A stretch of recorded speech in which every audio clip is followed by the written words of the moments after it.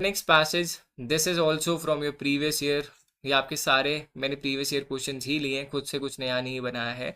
इससे आपको एक पैटर्न, एक लेवल ऑफ एग्जामिनेशन पता चलता रहेगा कि कितना पढ़ना है कितना नहीं पढ़ना है।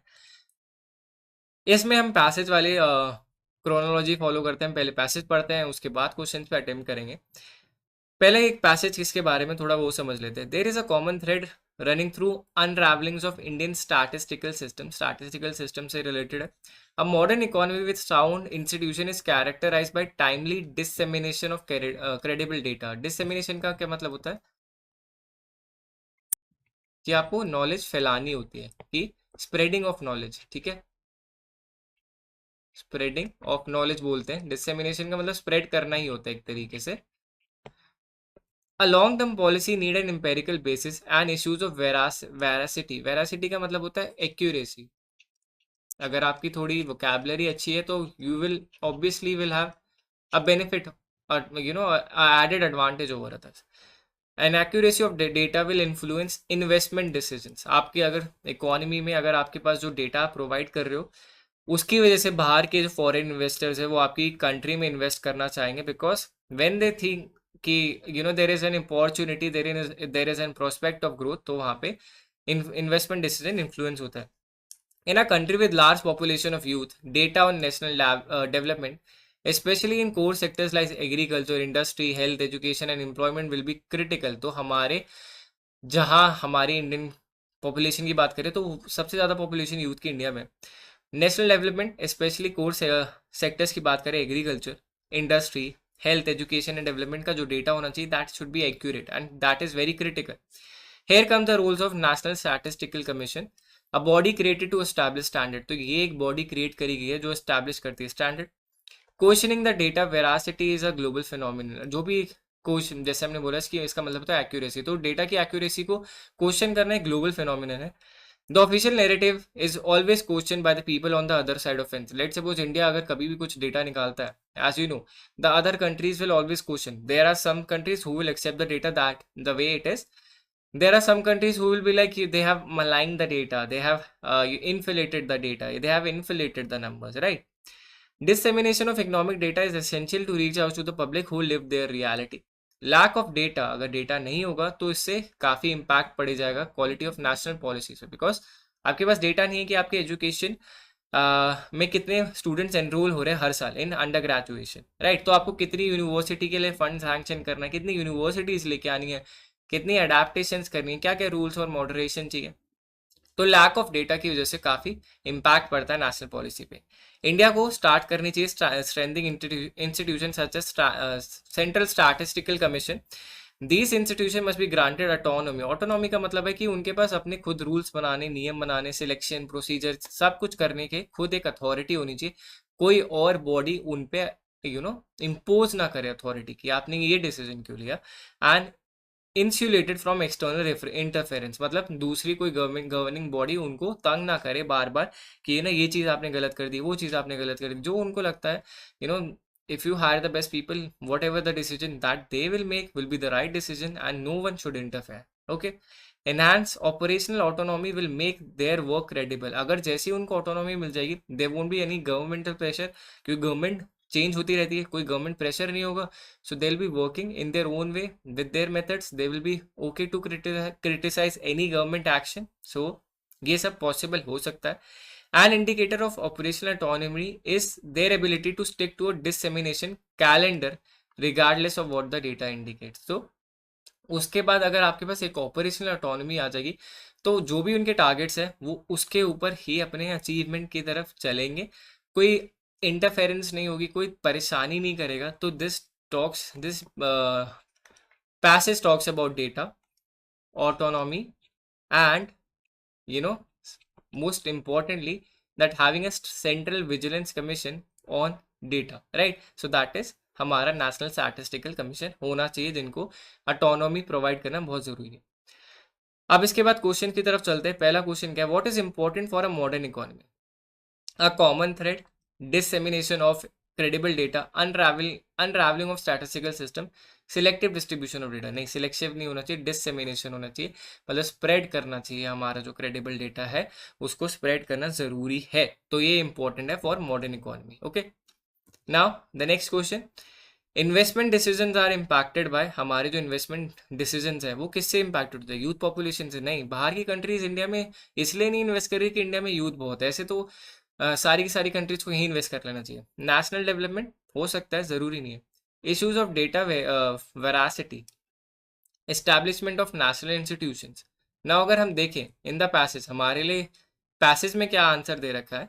In a country with a large population of youth, data on national in core segment, हमारा जो a long term policy needs an empirical basis and issues of veracity of data। ठीक है, यहीं पे आपको आंसर दे रखा है। सो हमारा जो राइट आंसर होगा for this particular question, investment decision are impacted by issues of data veracity. तो जितने ही आपकी डेटा एक्यूरेट होगा उतने ही आपका इन्वेस्टमेंट डिसीजन उस पर इम्पैक्ट करेगा। What is the work of national statistical commission? तो वर्क क्या है इनका? हमने पढ़ा था एस्टैब्लिशिंग स्टैंडर्ड्स, बिकॉज ये जो लोग हैं स्टैंडर्ड एस्टैब्लिश करेंगे, उसी के अकॉर्डिंग ही सारा काम होना चाहिए। तो ये जो है इनका काम है। I don't want to go through the rest of the options because हमने ये पढ़ा है पैसेज में, सेम टू सेम एग्जैक्टली ये चीज लिखी हुई है। Okay, next question is how can the quality of national policies can be improve? ये भी हम पढ़ चुके हैं। By living reality, by supporting external interference? नहीं, ये तो बिल्कुल गलत है। By controlling autonomous institution, by enhance operational freedom. ठीक है, आप ऑटोनॉमस इंस्टीट्यूशन को कंट्रोल कर रहे हो तो फिर ऑटोनॉमी कहाँ गई? तो ऑटोनॉमी ही चली जाएगी। बाय एनहांस ऑपरेशनल फ्रीडम, आप उनको फ्रीडम दोगे ऑपरेशन करने की, तभी तो हमारी जो क्वालिटी है नेशनल पॉलिसीज की इंप्रूव होगी। I hope you are practising side by side as well, because मैंने पूरा पैसेज पढ़ लिया, समझा दिया। So these question very easy, answer करना बहुत डिफिकल्ट नहीं है। Now the last question of this particular passage, what is the passage ultimately suggest to national statistical commission? ये एक पैसेज क्या सजेस्ट करता है नेशनल स्टैटिस्टिकल कमीशन को? Restrict policy decisions, critically examining data veracity, stick to a calendar of data dissemination, support development in core sectors. देखो ऐसा है कि वो सपोर्ट करने के लिए तो कहता है development in core sector, but that is not what ultimately suggest. You have to pay attention to the word. यहाँ पे क्या लिखा है कि अल्टीमेटली क्या सजेस्ट करता है, तो मैं इसके लिए आपको पैसेज के थ्रू ले जाता हूँ। मेरे को पता है इसका लास्ट लाइन में ही आंसर है। will make the an indication of operational autonomy is their ability to stick to a dissemination calendar। ठीक है, तो ये है हमारा इनका अल्टीमेट सजेशन कि ये चीज होनी चाहिए। Okay,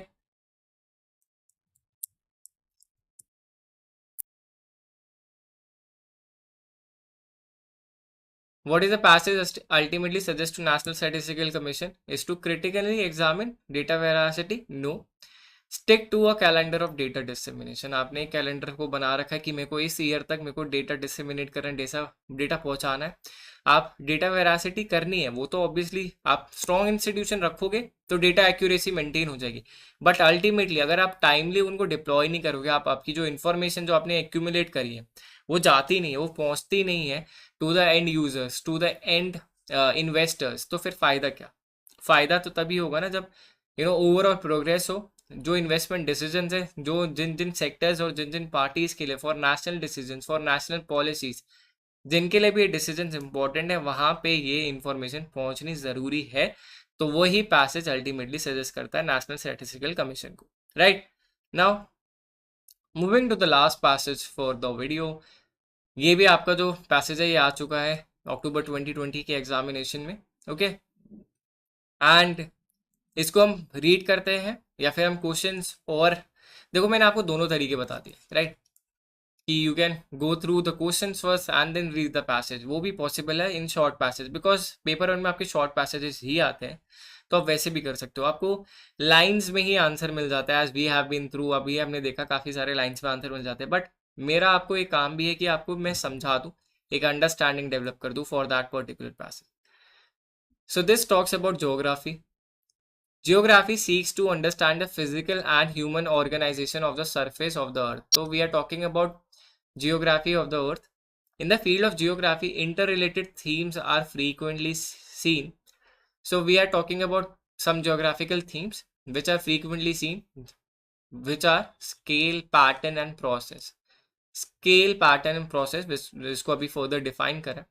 Scale is defined as the level of structure or organization at which a phenomenon is studied. तो किसी phenomenon को अगर हम पढ़ते हैं तो किस स्केल तक पढ़ा है, किस लेवल ऑफ स्ट्रक्चर तक पढ़ा है, तो उसको हम स्केल बुलाते हैं. पैटर्न को अगर हम बात करें तो is defined as variation observed in a phenomenon studied during a particular scale. जब अगर हम एक स्केल, एक लेवल ऑफ स्ट्रक्चर, एक स्ट्रक्चर के बारे में हम पढ़ रहे हैं तो उसमें कुछ पैटर्न ऑब्जर्व करते हैं, राइट. ऐसा नहीं है कि you know if you talk about Rajasthan की अगर हम बात करें तो वहाँ पे पूरे टाइम यू नो दिन में बहुत गर्मी होती है, रात को ठंड हो जाती है एंड ड्यूरिंग विंटर्स. तो वो एक पैटर्न है, राइट. तो बिकॉज वो सिमिलर चीज नहीं डिस्प्ले कर रहा है, वो उसको पूरे through out the day heat नहीं दिखा रहा, सो देयर इज डिफरेंस, तो उसको हम पैटर्न बोलते हैं. The third theme process. जो प्रोसेस होती है वो उन दोनों को कनेक्ट करती है. कनेक्ट किसको कर रही है? हमारे स्केल और पैटर्न को. प्रोसेस को अगर हम बात करें, इसको डिस्क्राइब करा गया है as description of how the factors that effect a phenomenon act to produce a pattern at particular scale. तो उसने एक चीज डिफाइन करी है. हमारे पास एक एग्जांपल भी आ गया, उसको भी पढ़ते हैं. तो अब जैसे मैंने बोला कि एक प्रोसेस है जब विंटर्स आती हैं, राइट. तो विंटर्स क्यों आती हैं? हमारे विंटर्स आने का सीजन होता है, तो उसकी वजह से हम देखते हैं वेरिएंस इन टेम्परेचर्स. हमारे टेम्परेचर्स, अगर हम we talk about Rajasthan in particular, तो आपको दिन में बहुत गर्मी दिखेगी and then during the night it reaches around zero और some part in minus in Rajasthan. So that is the variance. So एक प्रोसेस है कि हमारे वो विंटर सीजन्स में ही वो होता है, ठीक है. For instance when a passenger on an aircraft, अगर कोई एक पैसेंजर है एयरक्राफ्ट पे, वो विंडो के बाहर देखता है, the view changes according to the scale. तो जो व्यू है वो अकॉर्डिंग टू स्केल चेंज होता रहता है. जब आपकी जो फ्लाइट इनिशियली टेक ऑफ करती है तो यू सी कि बिल्डिंग्स की हाइट अभी काफ़ी दिख रही है, like buildings are at decent height, but when you start getting up and up and up, right. So when you are up in decent up in the sky, अब आपने काफ़ी हाइट कवर अप कर लिए, तो building tiny tiny हो जाती है. At the global scale, अगर हम बात करें ग्लोबल स्केल की, when the aircraft maintain its height, मतलब एक हाइट अचीव कर लेता है एयरक्राफ्ट, तो उसी पे वो मेंटेन करता है.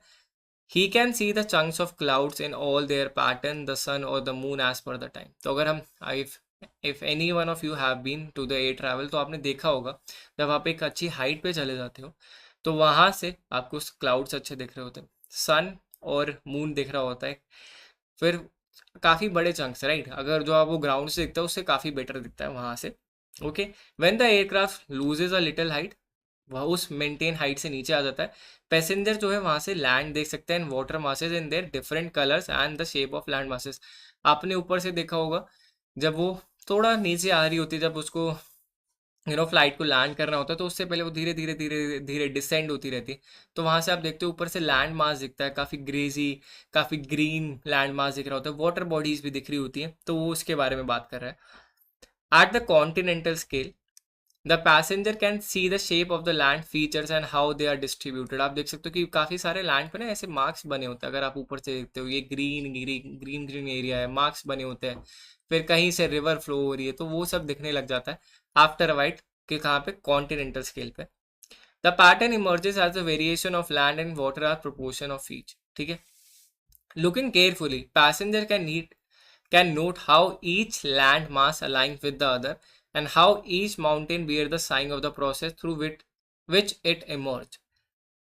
The processes in a geography changes in a regular and repetitive manner. तो हमारी जो ज्योग्राफी की बात करते हैं वो चेंज होती रहती है, ऐसा नहीं that it's stay stable, right. अगर हम बात करते हैं तो माउंट एवरेस्ट की जो पीक है, माउंट एवरेस्ट की जो पीक है, दैट एक्चुअली ग्रूव्स, वो हर साल कुछ ना कुछ सेंटीमीटर्स बढ़ती रहती है, राइट. बढ़ती रहती है, ऐसा नहीं कि वो रुक गई है. The process is still going, right. वो हमेशा चलती हुई आ रही. One instance of this is annual solar cycle of the sun and earth. तो ये इसमें हम बात कर रहे हैं कि एनुअल सोलर साइकिल की बात करें सन एंड अर्थ की, तो वो भी एक इंस्टेंस है जो होता ही रहता है हर साल, ठीक है. Most system in nature display time cycle that are organise in a rhythm of their own. तो हमें पता है कि जो जो नेचर है वो डिस्प्ले करता है एक टाइम साइकिल, और वो उसी के साथ एक रिदम में चलती रहती है, राइट। हमारे समर्स आती हैं, फिर स्प्रिंग आती है, फिर ऑटम, फिर ऐसे हमारे जो डिफरेंट डिफरेंट सीजन आते रहते हैं, फाइनली हमारा विंटर आता है, and then that goes on repeating. ऐसा नहीं है कि वो चेंज हो जाता है, okay. As these time cycles and natural processes are always active, the environment of the earth is always in a state of dynamism. मतलब वो एक स्टेबल नहीं बोल सकते, आप ये नहीं कह सकते कि विंटर्स है तो 12 महीने विंटर्स है, समर है तो 12 महीने समर है। नहीं, आपका जो वेदर है, आपका जो एनवायरनमेंट है, वो हमेशा चेंज होता रहता है, एक डायनामिक एनवायरनमेंट है, उसको अगर हम बोले डायनामिज्म बोल सकते हैं। This environmental change is not only the result of natural process. अगर हम बोले कि एनवायरनमेंट जो चेंज हो रहा है वो सिर्फ नेचुरल प्रोसेस से नहीं हो रहा है, नहीं, but also the result of human activity. As you know, काफी सारे nature activities nature activists are coming out and saying that we should stop harming our earth, right. Environment को हम बहुत पोल्यूट कर रहे हैं, so we have to stop, because हमारे actions भी बहुत प्रॉब्लम क्रिएट कर रहे हैं for the environment. Physical geography works toward understanding. Physical geography किस चीज के बारे में बात करती है? Understanding the interaction between man and nature and also the result of this interaction in order to manage global climate change better. तो उसका ये कहने का मतलब है कि फिजिकल ज्योग्राफी जो है वो इंटरैक्शन जो है अंडरस्टैंड करती है। फिजिकल ज्योग्राफी का काम क्या है? मैन और अर्थ के बीच में इंटरैक्शन को समझना, और उसके जो रिजल्ट की वजह से ग्लोबल क्लाइमेट चेंज को अच्छे से समझना, right. So we are also harming the environment, we are also trying to protect the environment, because as a said there are many nature activist who are working well. आपने देखोगे कि बहुत सारी plantation drives भी लगाई जा रही, so we are trying to of afforestation to do some measures जिससे अर्थ को हील कर पाए, राइट। तो वो चीज़ें जो पॉसिबल है वो हमारे हाथ में, वो उतना हम करने की कोशिश कर रहे हैं। तो फिजिकल ज्योग्राफी इसी के बारे में पढ़ती है। तो this is all about this passage. Now let's move on to the question that we have to cover in geography. Pattern studies the variation observed in phenomena at. अगर हम बात करें पैटर्न किस चीज के बारे में पढ़ता है, pattern is defined as a variation observed in a phenomena studied at a particular scale, right. तो इसमें यहाँ पे होगा at a particular scale, because आपके पैसेज से आप सिंपली आंसर कर सकते हो, ठीक है। The view seen by passenger looking out of the window craft will be affected by. अगर हम बात करें तो इसका आंसर मुझे पता है, बट स्टिल एक बार मैं आपको पैसेज के थ्रू बता देता हूँ कि अगर हम for instance when a passenger of an aircraft look out the view changes according to the scale, हमारा ये the right answer. So scale हमारा राइट आंसर होगा इसमें। So we need to mark the scale. The time cycle of the system of nature follow their own path, rhythm, process और cycle. तो इसका भी हमने देखा था, एक साइकिल फॉलो अप करता है, टाइम साइकिल। तो उसकी एक साइकिल चलती रहती है, उसके अकॉर्डिंग ही उनके देयर ओन साइकिल, एक प्रोसेस है उनकी, तो उसी को वो चलती रहती है, उसी को फॉलो अप करते रहते हैं।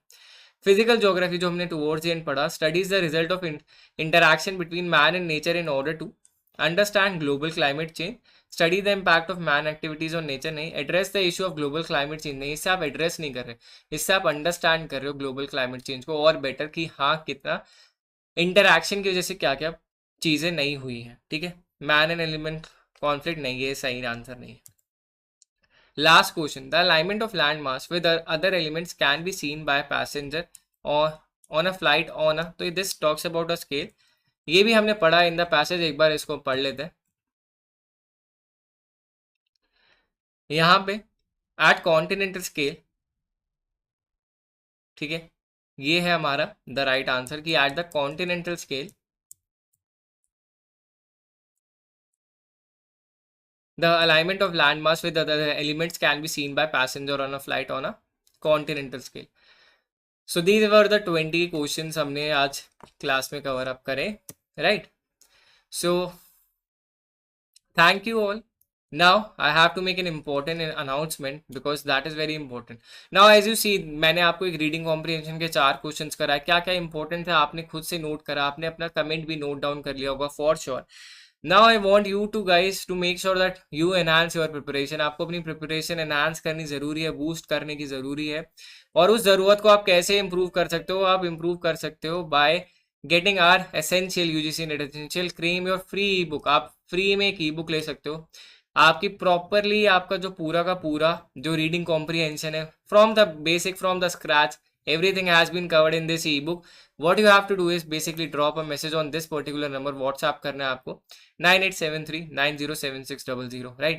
So what you have to do is basically drop a text. वहां से आपको essential ebook मिल जाएगी. Reading comprehension, if you are finding it difficult, if you want to practice a lot, what you can do is basically get your free ebook, right? उसके बाद आप from the scratch, from the basic आप पढ़ सकते हो, और else you can go to the talent based YouTube channel. वहाँ पे आपको मेरी सेशंस मिल जाएंगे जहाँ पे मैंने बेसिक से कवर कर रखा है from how you have to prepare it.